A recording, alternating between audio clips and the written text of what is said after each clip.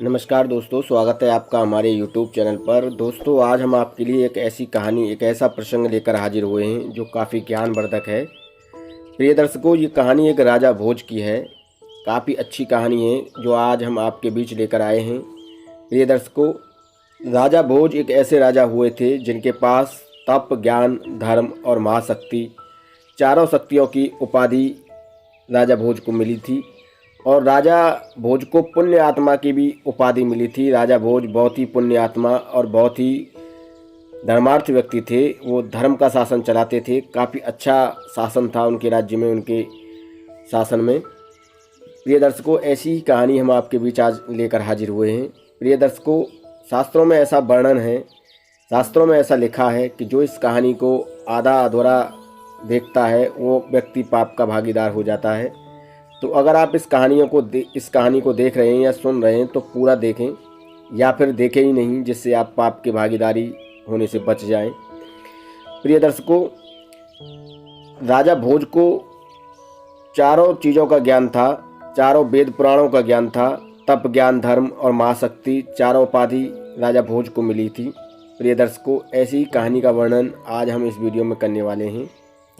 प्रिय दर्शकों, अगर आप हमारे YouTube चैनल पर नए मेहमान दर्शक बनकर आए हैं तो आप हमारे YouTube चैनल को सब्सक्राइब कीजिए, बेल आइकन को प्रेस कीजिए ताकि आने वाली वीडियो का नोटिफिकेशन सबसे पहले आपको मिले और आप उसका फ़ायदा उठा सकें।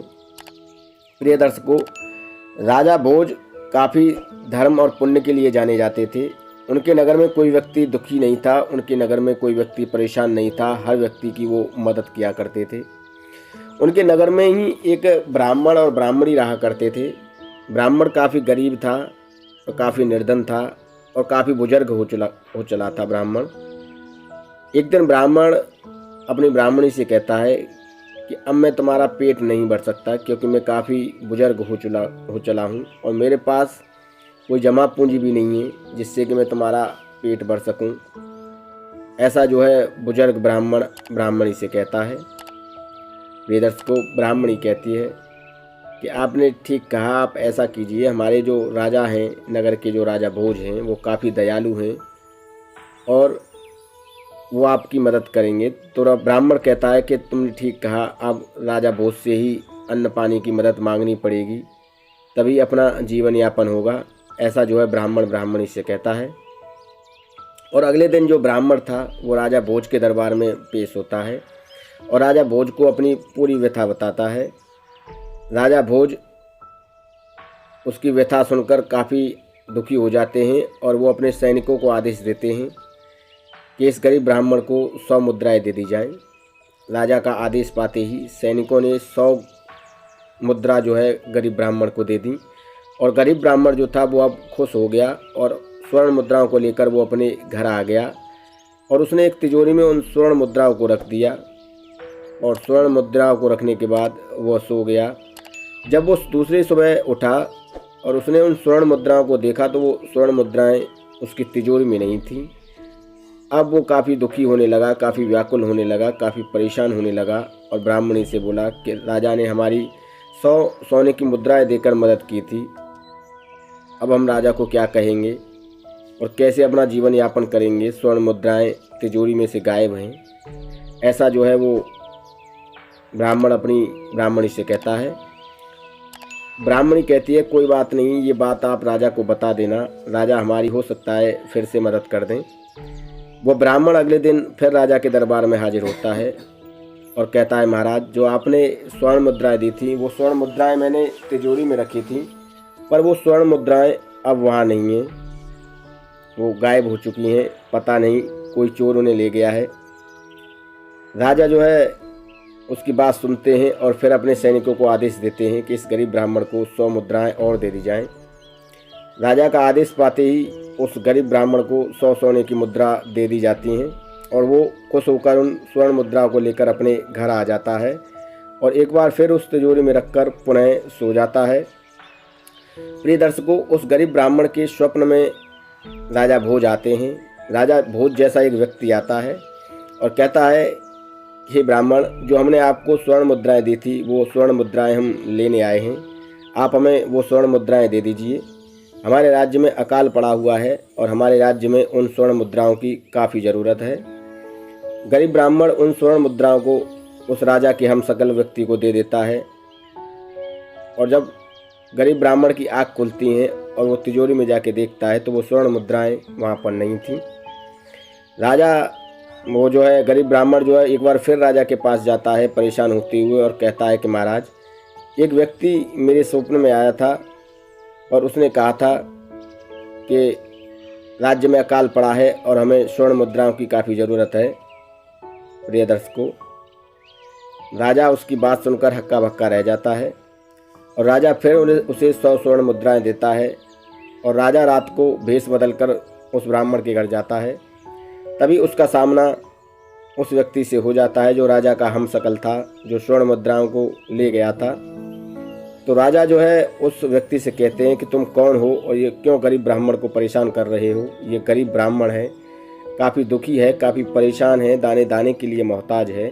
प्रिय दर्शकों, वो राजा का हमशक्ल राजा से कहता है, सुनो राजा, इस गरीब ब्राह्मण के नसीब में धन का सुख नहीं है, ये कभी धन का सुख ग्रहण नहीं कर सकता, इसके नसीब में सिर्फ गरीबी लिखी है। आप चाहें इसे कितना भी धन दे दो, ये इस धन का लाभ नहीं उठा सकता। इसके पास कितना भी धन हो वो सब चला जाएगा। ऐसा वो जो है राजा का हमशक्ल राजा से कहता है और यह कहने के बाद वो अदृश्य हो जाता है, लापता हो जाता है। राजा काफ़ी मायूस हो जाते हैं, काफ़ी परेशान हो जाते हैं ये सुनकर और वो वहाँ से अपने महल के लिए लौट आते हैं। अगले दिन राजा शिकार खेलने के लिए जाते हैं और उनका जो घोड़ा था, जो तीव्र गति से चलता था, तीव्र गति से उड़ान भरता था, वो इतनी तेज़ी से उड़ान भरता है कि राजा उस घोड़े पर से गिर जाते हैं और काफ़ी तेज़ी से जब वो उड़ान भरता है तो राजा एक दूसरे राज्य में जाकर गिरते हैं उस घोड़े पर से और जब वो वहाँ गिरते हैं तो काफ़ी घायल हो जाते हैं, अचेत हो जाते हैं और जब उन्हें होश आता है तो अन्य राज्य, जो दूसरा राज्य था, उस राज्य के सैनिक राजा से पूछताछ करते हैं कि तुम कौन हो, कहाँ से आए हो। राजा समझ जाता है कि अगर मैंने इन लोगों को बताया कि मैं एक राजा हूँ तो ये मुझे मार देंगे, क्योंकि ये सोचेंगे कि शायद हमारी गुप्तचरी करने के लिए आया है, ये कोई गुप्तचर है। वो उन्हें कुछ नहीं बताता है राजा भोज, और दूसरे राज्य के जो सैनिक थे वो राजा में मार लगाते हैं, राजा की पिटाई करते हैं और राजा भोज को अपने नगर से दूर फेंक देते हैं। एक अन्य सीमा, अपने नगर की सीमा से बाहर दूसरे राज्य की सीमा पर राजा को फेंक देते हैं। राजा घायल अवस्था में था, अचेत था। वहीं पर एक गंगू तेली नाम का व्यक्ति निकल के जा रहा था। जब उसकी नज़र राजा भोज पर पड़ती है तो वो उसे अपने साथ ले जाता है, उसका इलाज कराता है, दवा उपचार कराता है और अपने पास उसे रख लेता है। प्रिय दर्शकों, राजा जब स्वस्थ हो जाता है तो गंगू तेली की जो तेल निकालता था उसकी घाड़ी में तेल निकालने का कार्य करता है और उस गंगू तेली की मदद करता है राजा भोज। और एक तरफ खुद लग जाता है, दूसरी तरफ गंगू तेली था, दोनों जो है घाड़ी में से तेल निकालने का काम करते हैं। राजा भोज के पास एक संगीत की कला थी। जब वो राजा भोज तेल निकालते थे, उस राजा भोज के जहाँ मेहनत करते थे, मजदूरी करते थे, तो गाना गुनगुनाते थे और उनके गाने की आवाज़ को सुनकर लोग काफ़ी खुश होते थे, काफ़ी प्रसन्न होते थे। और गंगू तेली के यहाँ जो लोग तेल निकलवाने के लिए आते थे वो राजा भोज का गाना सुना करते थे और काफ़ी खुश और आनंदमय रहा करते थे। प्रिय दर्शकों, उसी नगर में एक राजा अपनी पुत्री की शादी के लिए घोषणा करता है, स्वयंवर करता है कि जो व्यक्ति अच्छा संगीत सुनाएगा वो अपनी बेटी वसुंधरा की शादी उस व्यक्ति के साथ करेंगे।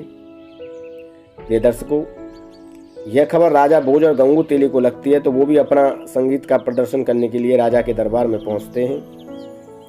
राजा के दरबार में काफ़ी संगीतकारों का जमावाड़ा लगा हुआ था, काफ़ी बड़े बड़े विद्वान लोग आए थे, पर राजा को और राजा की पुत्री को किसी का संगीत अच्छा नहीं लगा। अंत में गंगू तेली ने राजा से कहा कि महाराज, ये मेरा दास है और ये काफ़ी अच्छा गाता है, अगर आपकी आज्ञा हो तो हमारा दास अपनी संगीत की प्रस्तुति करना चाहता है। राजा ने कहा, क्यों नहीं, आपका दास संगीत की प्रस्तुति कर सकता है। राजा का आदेश पाते ही राजा भोज ने अपनी संगीत की प्रस्तुति शुरू की जैसे ही राजा भोज ने अपने संगीत की प्रस्तुति शुरू की, बादल मंडराने लगे, बिजलियां कड़कने लगीं, बारिश होने लगी, फूलों की बरसात होने लगी। पूरे राज दरबार में माहौल आनंदमयी हो गया और राजा की पुत्री भी झूम झूम कर गाने लगी और कहने लगी, यही मेरा संगीतकार है और इसी से मेरा विवाह होगा। प्रिय दर्शकों, जब इस तरह का माहौल राजा के दरबार में बना तो राजा ने अपनी पुत्री से कहा कि पुत्री, तुम्हें इतनी जल्दबाजी नहीं करनी चाहिए, पहले हम पता कर लें कि ये कौन है, कहाँ से आया है, इसका गोत्र क्या है, और इस तरह हम तुम्हारी शादी इस व्यक्ति के साथ नहीं कर सकते। पर राजा की पुत्री उस राजा भोज से शादी करने के लिए जिद पर अड़ जाती है। प्रिय दर्शकों, राजा भोज अपनी पुत्री को समझाता है कि इस बात का निर्णय हमारे दरबार में जो विद्वान लोग बैठे हैं वही करेंगे। प्रिय दर्शकों, उस राजा के दरबार में 4 ऐसे विद्वान लोग थे, तप, ज्ञान, धर्म और महाशक्ति। ये 4 विद्वान लोग थे। तो राजा उन चारों विद्वान लोगों से एक एक करके सवाल पूछता है। पहले तप का नंबर आता है। राजा तप को खड़ा करता है और कहता है कि तुम ये बताओ कि इस दुनिया में सबसे बड़ा तपधारी कौन है, जो ज़्यादा तपस्वी कौन है, जो श्री हरिनारायण जी को भी हिला सकता है अपने तप के बल पर। तो प्रिय दर्शकों, उस तप ने कहा कि इस दुनिया में एक ही राजा तपस्वी है और वो है राजा भोज। राजा भोज के बराबर कोई तपस्वी व्यक्ति इस दुनिया में नहीं है महाराज। ऐसा जो है वो तप नाम का व्यक्ति राजा को जवाब देता है। फिर दूसरा विद्वान ज्ञान को खड़ा किया जाता है। राजा ज्ञान को खड़ा करता है और ज्ञान से कहता है कि हे ज्ञान, तुम ये बताओ कि इस दुनिया में सबसे ज़्यादा ज्ञान किसके पास है, सबसे ज़्यादा विद्वान व्यक्ति कौन है। तो ज्ञान कहता है, महाराज सबसे ज़्यादा ज्ञान इस दुनिया में राजा भोज के ही पास है और राजा भोज ही इस दुनिया में सबसे बड़े विद्वान हैं। उनके पास चारों वेदों का ज्ञान है, चारों वेद पुराण शास्त्रों का ज्ञान उनके पास है। उनके बराबर विद्वान इस दुनिया में कोई नहीं है। ऐसा वो ज्ञान नाम का व्यक्ति राजा को उत्तर देता है।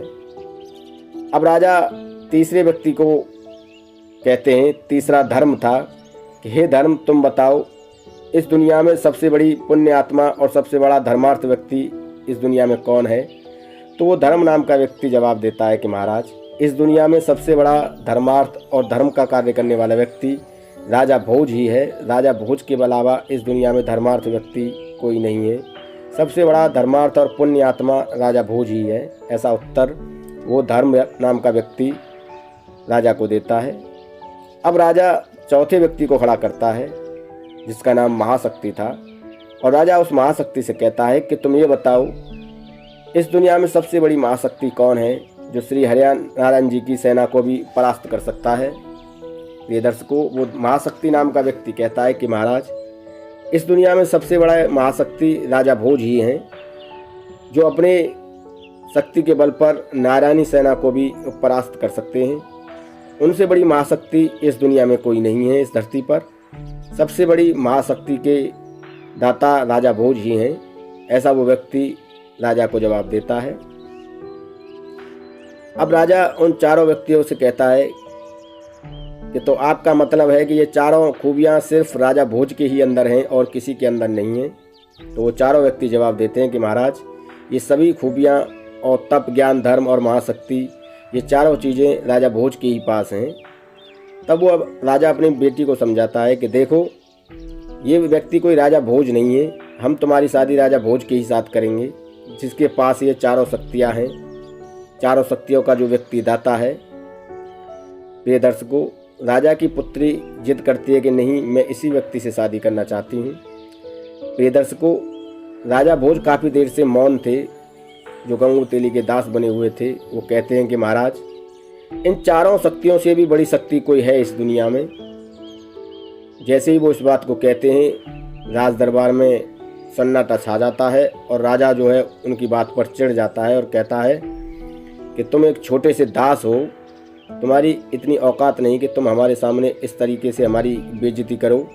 इस दुनिया में चारों शक्तियों से बड़ी कोई शक्ति नहीं है और ये चारों शक्ति जो हैं, ये चारों बातें जो हैं राजा भोजी के पास हो सकती हैं। ऐसा जो है राजा कहते हैं। फिर जो गंगू तेली का दास जो राजा भोज थे वो कहते हैं कि महाराज, प्रत्यक्ष के लिए प्रमाण की जरूरत नहीं होती है, मैं ये साबित कर सकता हूँ कि इन चारों शक्तियों से भी बड़ी कोई शक्ति है। प्रिय दर्शकों, एक बार महल में फिर सन्नाटा छा जाता है। तब राजा भोज कहते हैं कि महाराज, इन चारों शक्तियों से भी बड़ी कोई शक्ति है और वो है समय। जब किसी व्यक्ति की समय बिगड़ती है तो वो लोटा लेकर भीख मांगने पर मजबूर हो जाता है और दर दर की ठोकर खाने लगता है। ऐसा एक व्यक्ति है जिसकी समय बिगड़ी है और वो दर दर की ठोकरें खा रहा है और आज वो किसी का दास बनकर अपना जीवन व्यतीत कर रहा है। तो महाराज, इससे भी बड़ी चीज़ है समय। जब किसी की समय बिगड़ती है तो व्यक्ति दर दर की ठोकर खाने पर मजबूर हो जाता है। ऐसा राजा भोज उस राजा को समझाते हैं।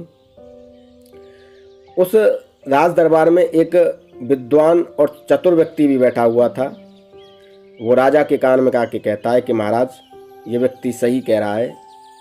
सुना तो हमने भी है कि राजा भोज काफ़ी समय से अपने राज्य में नहीं है और वो लापता हैं। जब वो चतुर व्यक्ति इस बात को राजा के कान में कहता है तो राजा फौरन समझ जाता है कि यही राजा भोज है। ऐसी ज्ञान की बातें और ऐसे धर्मार्थ की बातें राजा भोज के ही पास हो सकती हैं। ऐसा ज्ञान राजा भोज के ही पास हो सकता है। और वो राजा जो है अपने राज सिंहासन से उतरकर हाथ जोड़कर राजा भोज के सामने खड़े हो जाते हैं और राजा भोज से कहते हैं कि मुझे आप क्षमा कर दीजिए, आप ही राजा भोज हैं। ऐसा ज्ञान राजा भोज के ही पास हो सकता है, क्योंकि राजा भी काफ़ी चतुर व्यक्ति था। राजा ने जब उस गंगू तेली के दास को देखा तो उसका जो शरीर था वो हट्टा कट्टा था, काफ़ी चमकीला था और चेहरे पर चंद्रमा चमक रहा था। चेहरा जो था वो ललाट की तरह चमक रहा था। जब राजा फौरन समझ जाता है कि यही राजा भोज है। अंत में राजा भोज जो है अपनी बेटी वसुंधरा की शादी राजा भोज के साथ जो है वसुंधरा की शादी वो राजा करा देता है। अब उस महल में गंगू तेली और राजा भोज के नाम के जयकारे गूंजने लगे। कहाँ राजा भोज, कहाँ गंगू तेली, इस तरह के जयकारे उस महल में गूंजने लगे। और तभी से जो है गंगू तेली भी राजा भोज के साथ प्रसिद्ध हो गया और राजा भोज के साथ गंगू तेली को प्रसिद्धि मिली। प्रिय दर्शकों, राजा भोज की ये कहानी काफ़ी कुछ सिखाकर जाती है। और जब राजा भोज की शादी हो जाती है तो राजा भोज का भी समय बदल जाता है और राजा भोज जो है अपनी पत्नी के साथ अपने नगर के लिए वापस लौटते हैं। और इस तरीके से राजा का जो बुरा समय था वो कट जाता है और राजा अपने महल के लिए वापस लौट आते हैं अपनी पत्नी के साथ। प्रिय दर्शकों, ये थी राजा भोज की कहानी जो हमने आपको इस वीडियो में प्रस्तुत की है।